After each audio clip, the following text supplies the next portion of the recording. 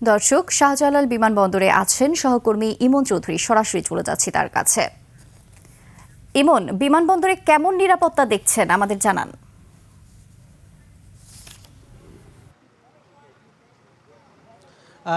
নির্জনা, আপনাকে ধন্যবাদ। নির্জনা, আমি আসলে এখন যেখানে দাঁড়িয়ে আছি ঠিক আমার পিছনে যে রোডটি দেখতে পাচ্ছেন, এটি হচ্ছে ভিআইপি যে গেটটি রয়েছে সেই গেটটি দেখা যাচ্ছে।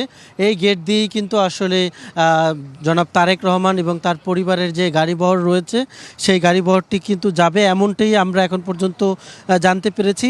এই ভিআইপি গেট হয়ে আপনার ভিতর থেকে সিভিল এভিয়েশনের সামনে, বেবি চকের সামনে দিয়েই কিন্তু গাড়িবহরটি বের হয়ে যাবে। আপনি জানেন যে আজ বেলা 12টায় বহনকারী ফ্লাইটটি ঢাকার হযরত শাহজালাল আন্তর্জাতিক বিমানবন্দরের অবতরণ করার কথা রয়েছে।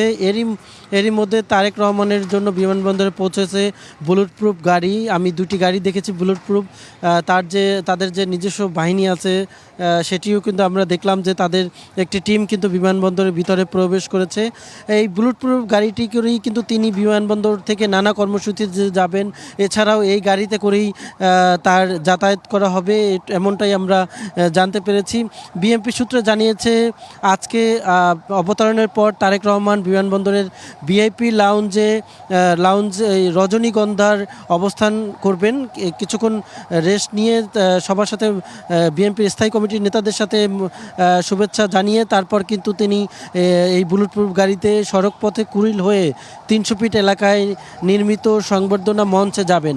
সেখানে তিনি সমবেত জনতার উদ্দেশ্যে সংক্ষিপ্ত বক্তব্য দেবেন এবং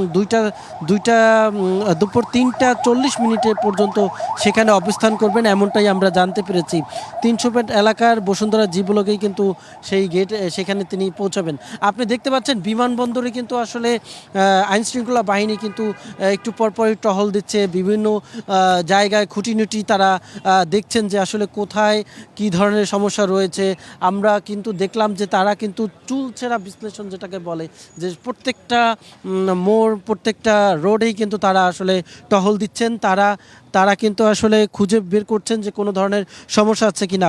অর্থাৎ তারেক রহমানের যে এই যে বহর যাবেন এয়ারপোর্ট থেকে, তাকে সম্পূর্ণ নিরাপত্তা দেওয়ার জন্য কিন্তু আইনশৃঙ্খলা বাহিনী দফায় দফায় কয়েক স্তরের কিন্তু নিরাপত্তা এখানে দেখেছে। আমরা কিছুক্ষণ আগে কিন্তু দেখেছি যে র্যাবের যে ডগ স্কোয়াড আছে সেটিও কিন্তু আমরা এখানে দেখেছি।